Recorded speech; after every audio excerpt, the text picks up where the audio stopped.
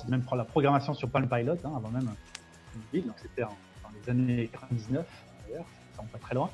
Et assez vite, que ce soit chez Gameloft, je suis passé dans le jeu, ensuite chez Docomo Digital, j'ai pu lier des liens avec beaucoup d'acteurs de l'e-commerce mobile, que ce soit dans l'acquisition, que ce soit dans le paiement, dans la relation avec les opérateurs.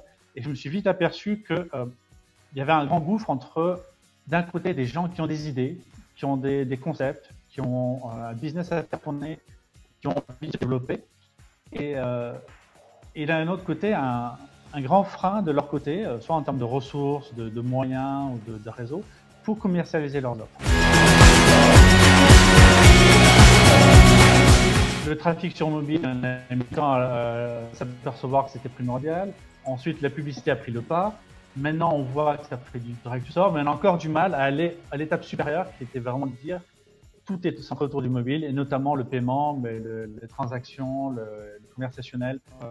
On travaille beaucoup avec les opérateurs chez Gameloft, hein, que les opérateurs avaient, entre autres, été assis sur une mine d'or dans le sens qu'ils avaient une forte relation client, une forte relation de confiance avec les consommateurs, et que le mode de paiement, par exemple, était... on pouvait vraiment libérer les choses en termes de mobile. C'est-à-dire, par exemple, on a beaucoup de trafic, on a de la publicité qui est majoritaire sur mobile, en termes d'e-commerce, elle est encore assez faible. C'est comment se dire comment aller faire l'étape de plus pour faire en sorte qu'il y ait les transactions qui se passent sur mobile. Parce que c'est ça l'enjeu. Faire la publicité, c'est bien, mais la finalité, c'est quand même générer des revenus, générer des transactions, générer la relation avec les clients. Et c'est là où on voit encore aujourd'hui, que ce soit dans l'e-commerce, dans le publishing, dans tous les différents secteurs, que pour franchir cette étape-là, il y a encore un gouffre. Et ce gouffre, ça se fait soit avec les solutions opérateurs, mais avec les solutions bancaires, les types de wallets, même dans la construction même de l'expérience utilisateur, on voit qu'il y a encore une façon de penser qui est antédiluvienne, hein, souvent. Là, il y a quelques acteurs, effectivement, qui ont pris le pas, qui ont su s'adapter.